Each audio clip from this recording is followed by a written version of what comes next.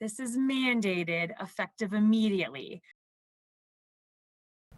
A new order from the Michigan Supreme Court is causing confusion at some West Michigan courthouses.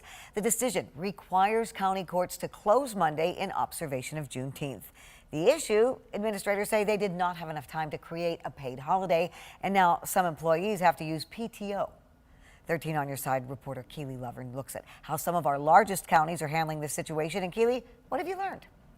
Well, Juliet, it's definitely a complicated subject with a lot of moving parts. Now, back on June 1st, the Michigan Supreme Court issued an order adding Juneteenth to the list of court holidays. Now, that order requires that all courts close in its observance on Monday, June 20th. Now, that left only 3 weeks for counties to figure out what to do as far as paying their court employees. Plus, a majority of the courts already had full dockets for that day. In Ottawa County, they say the last-minute decision by the Supreme Court didn't give them enough time to reach agreements with all of their collective bargaining groups. Therefore, court employees will not be getting paid that day as a paid holiday, but instead they have some other options.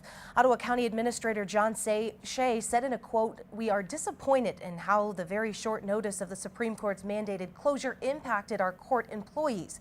In the future, the county will be discussing this issue with employee groups on the best way to observe Juneteenth holiday in 2023 and beyond in order to come up with the best solution possible." Now, Muskegon County, it's a different situation, though, as their court employees will be getting paid for the Juneteenth holiday.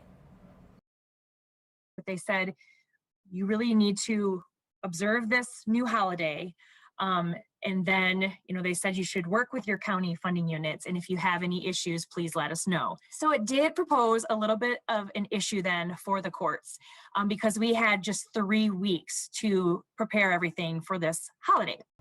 And it's a similar situation in Kent County as well. Administrator Al Vanderberg said in a statement, quote, "To meet the immediate requirements of the court order, county administration will close the courts for Juneteenth this year, and all Kent County court employees will have a paid holiday."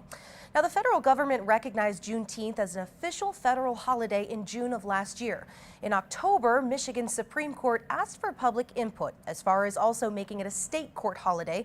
They held an official hearing on May 18th, so it took a while for a final decision to be made, and that's why Michigan's Supreme Court says this decision seems so last minute.